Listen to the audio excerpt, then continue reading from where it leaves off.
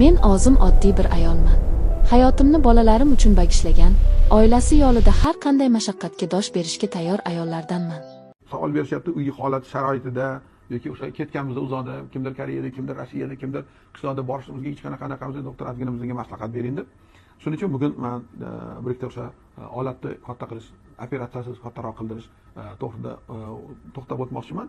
Eng yaxshi narsalardan bittasi ham jinsiy faoliyatni yaxshilashga, ham tez tamom qilishga, tamom oldini olishga va o'sha jinsiy holatni kattaroq qildirishga pompalardan foydalanish, ya'ni pompa degani nasoslar deyilamiz. Lokalniy отрицательный давление bilan yoki manfiy bosim hosil qildirib, holatni o'sha katta qildirish. Bu bilasizlar, mana eng yaxshi zamonaviy apparatlardan bittasi. Va bu holat xuddi sportchi o'zi muskellariga yuklama bergandagi holatda o'ziga yuklama berilib, muskullarni cho'zish hisobiga extenziya deymiz, o'sha extenziya berib, cho'zdirib yuklama beriladi. O'zbekistonda ish topish qiyin bo'lib qolganidan keyin boshqa choram qolmadi. Qozog'istonga ishlash uchun chiqib ketishga majbur bo'ldim. Avvaliga hammasi oddiy tuyulgandi. Hammasi yaxshi bo'ladi deb o'zimni ovutdim. Yaqin qarindoshim orqali bir tanish ayolga bog'lanib, u orqali ish topdim. Bir qozog'istonlik oilaning uyini tozalash, ovqat qilish, ba'zida ularning bolalariga qarash. Pul yomon emas edi, lekin men bilmagan edimki, bu yo'l menga og'ir sinovlar tayyorlab qo'ygan ekan. Qozog'istonga kelganimda ilk kundanoq begonalik, yolg'izlik va sovuqlikni his qildim. Tanish-bilish yo'q, til biroz farq qiladi, odamlar o'ziga begona ko'z bilan qaraydi. Ish bergan ayol avvaliga muloyim edi, lekin oradan bir hafta o'tmay haqiqiy qiyinchiliklar boshlandi. Har bir kichik xatoyim uchun ko'yish, baqiriq, hatto ba'zida kamsitishlar.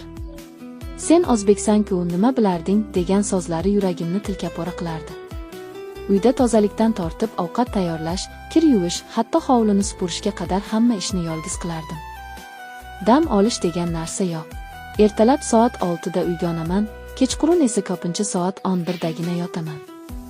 Ba'zida och qolgan kunlarim ham bo'ldi, sababi ular menga sen ishlagani kelgansan, ovqat yeyish uchun emas derdi. Telefon qilishga ham ruxsat berishmasdi. Bolalarimni sog'inib, kechalari yostiqqa yuzimni yashirib yig'lagan kunlarim nechta bo'lganini sanab bo'lmaydi. Har kuni yuragimda qachon tugaydi bu azoblar degan savol aylanardi. Ammo chidardim. Bolalarimni o'ylardim. Ular uchun bu azobga ham ko'nikishga harakat qilardim. Bir kuni esa chiday olmadim.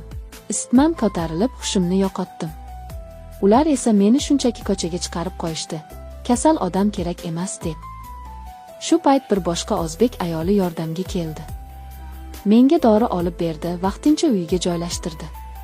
O'sha ayol bilan tanishgan kunim hayotimdagi eng yorug' kunlardan biri bo'ldi.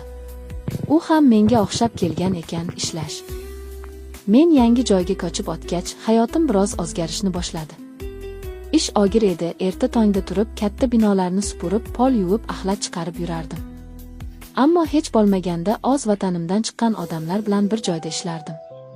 Ular bilan dardlashardik, ba'zida kulardik, har kim o'zini qandaydir yo'l bilan tutishga harakat qilardi.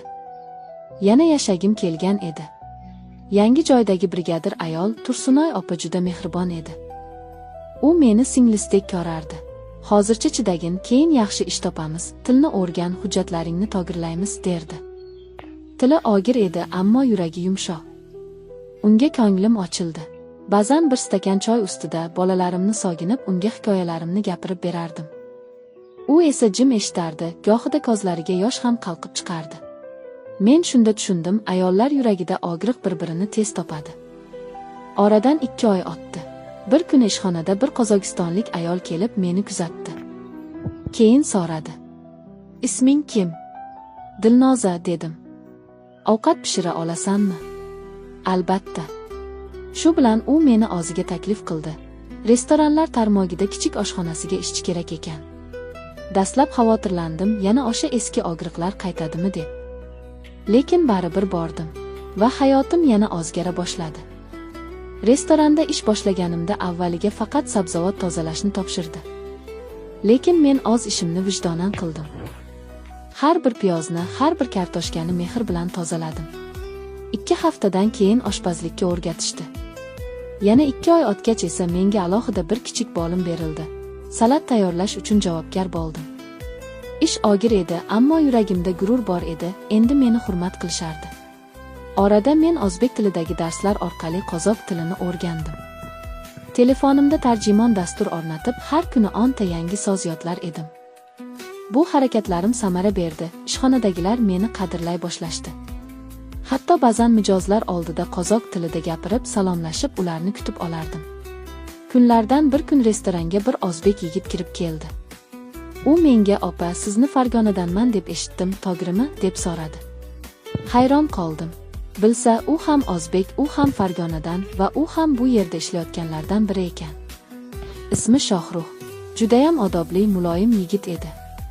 Men uni avvaliga ish yuzasidan tanidim, keyin esa u menga sekinasta mehr qila boshladi. Avvaliga yuragim qo'rqdi. Chunki avvalgi og'riqlarim, aldangan kunlarim, yolg'on va umidsizlik hali unutilmagan edi. Lekin Shohruh sabrli edi. U meni shoshiltirmadi, faqat yonimda bo'ldi. Har safar og'ir kunim bo'lsa, "Siz kuchlisiz, opa, sizga qoyilman" deb meni ruhlantirar edi. Bugun oradan 1 yil o'tdi. Men hali ham Qozog'istondaman, lekin avvalgidek ezilgan, haqoratlangan ayol emasman. Endi menga hurmat bilan qarashadi. Men o'z oyog'imda turishni, haqiqatimni himoya qilishni o'rgandim. Va eng muhimi, men endi o'zimni qadrlay boshladim. Shohruh bilan hali hech nima demaganmiz, lekin yuragimda iliqlik bor. Har safar telefonda bolalarim bilan gaplashganimda orzu qilaman. Bir kun kelib men ularni bu yerga olib kelaman, o'z uyimda, o'z tinchligimda yashayman deb. Chunki orzularim endi yo'q emas, ular meni yashashga undaydi. Nega?